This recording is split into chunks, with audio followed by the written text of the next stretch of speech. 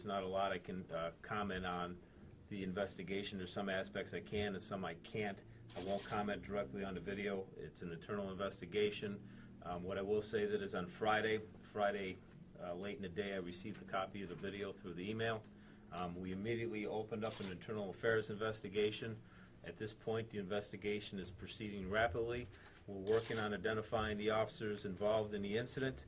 We believe this incident took place on April 19th at approximately 10:30 in the city of Buffalo at this Ontario and Philadelphia streets. As I said, we're working as rapidly as we can on this investigation, but there are some aspects I cannot and will not comment on at this time. I will say that the Buffalo Police Department does not condone or tolerate inappropriate behavior, and will take whatever actions are necessary once we come to a conclusion. Now I'll open it up for questions. Can you talk about seeing the video upon first glance at it, what your thoughts were initially? Again, I won't comment directly on the video.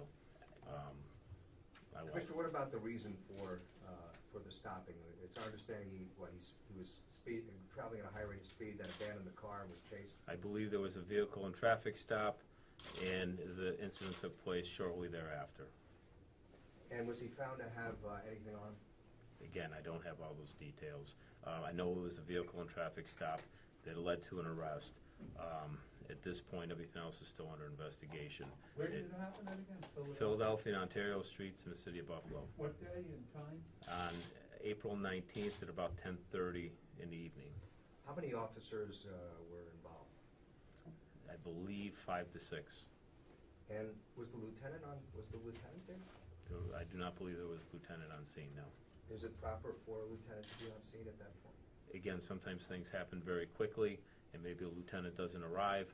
Again, it's all under investigation at this point. In general terms, Commissioner, what is the responsibility of other officers if they see an officer acting improperly? Again, they should be reporting it to their supervisors. Did General anybody? terms. At this point, I'm not going to comment on the investigation. Like I said, it's proceeding rapidly, and we're moving as quickly as possible. Aside from reporting it, are they duty bound to stop it? If they see an allegedly abusive situation, are they In general terms, yes. And what would be under proper protocol? What should be their reaction if you're standing around and somebody, it's obvious to some that maybe he's getting. Again, from a supervisor standpoint, from a police officer standpoint, we don't condone or tolerate inappropriate behavior, and as I said, necessary actions will be taken when we come to a conclusion. What are some of the consequences that these police officers involved could face? Again, I don't want to comment on that at this point. The investigation is still in the preliminary stages. What's their status? Obviously, it's a very serious matter, and we're taking it as such. Are they being taken off the street? At this point, I'm not going to comment. We'll have further information later. You said you're still working to identify them. Have you identified any?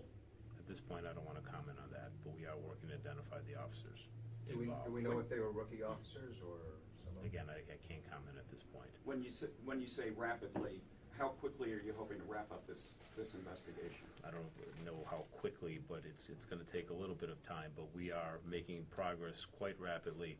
Just spoke with the investigators a few minutes ago. They've been working on this all weekend since Friday evening, and as I said, we're making lots of progress. Unfortunately, there are some aspects I cannot comment at this point. Couple more questions.